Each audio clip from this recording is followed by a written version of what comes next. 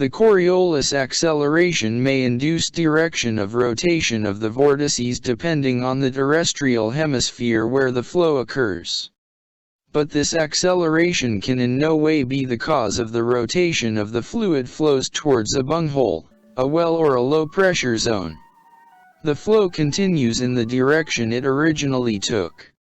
If the rotation resulted from the Coriolis acceleration and was started in the wrong direction, it should stop and start again in the direction corresponding to the hemisphere where the flow occurs. The Coriolis acceleration can affect the direction of rotation, but cannot be the cause of the rotation. The air in depressions and cyclones always spins clockwise in the southern hemisphere and counterclockwise in the northern hemisphere. However, the direction of rotation of tornadoes is perfectly random to the point that two tornadoes rotating in opposite directions can coexist in the same geographical area. The same is true for all flows in the drains of sinks, bathtubs and swimming pools, as well as in the water intakes of ponds and lakes. In reality, the direction of rotation is not really random. It is imposed by the geometry of the place, by the asymmetrical friction on the walls, or by the movement of submerged bodies. Apart from depressions and cyclones, it is perfectly exceptional that the direction of rotation can result from the Coriolis acceleration. For example, the water must sit long enough and any disturbance must be carefully eliminated.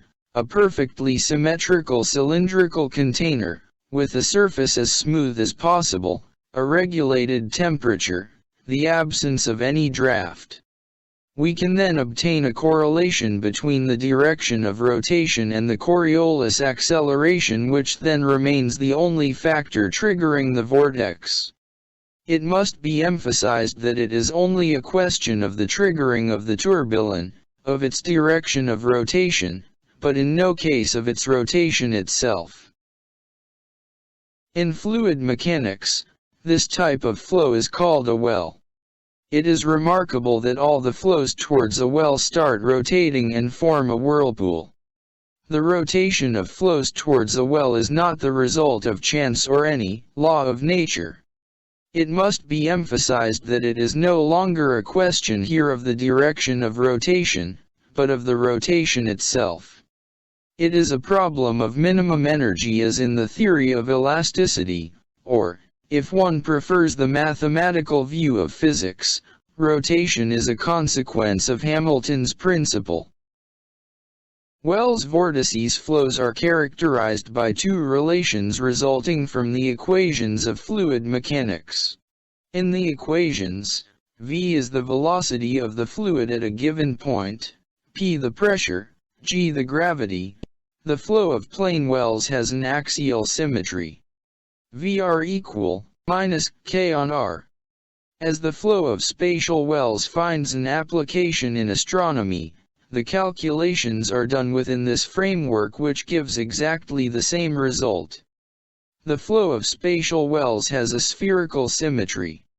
V, r, equal minus k on r square.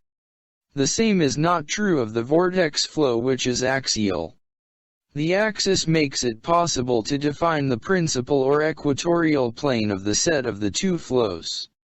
V, theta, equal minus k prime on r.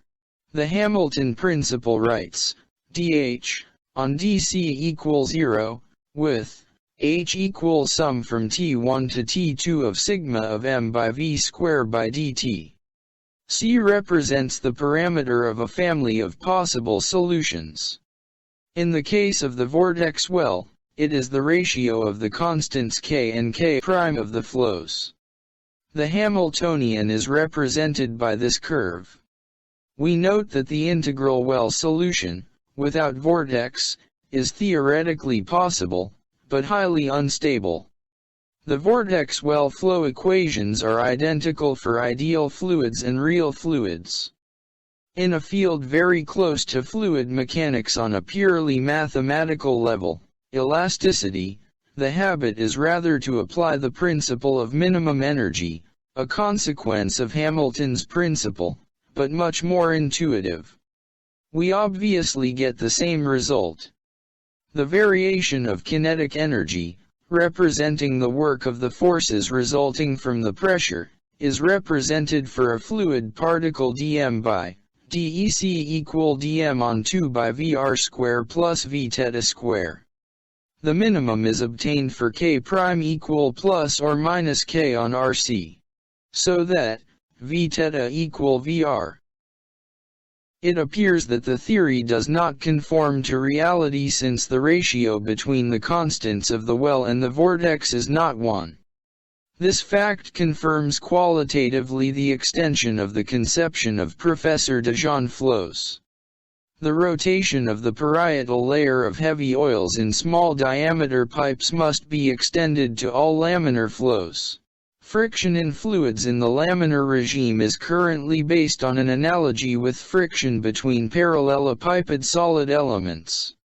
But fluid particles can turn on themselves.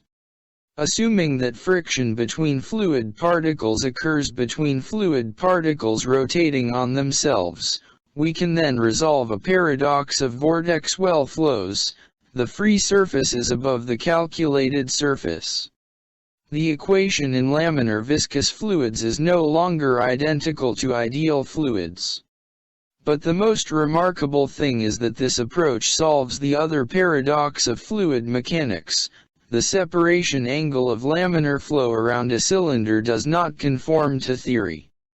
The approach for well vortex flows in real fluids, as opposed to perfect fluids, would only be fully validated by the determination of the Hamiltonian of flows with kinetic friction, that is to say by differential rotations of the particles of the fluid according to the concept of flows of Professor de Jonge, and not by differential displacements according to the current model borrowed from solid mechanics. The calculations are a bit complicated. We can hope to find a ratio between the coefficients of the flow much greater than unity and therefore closer to reality.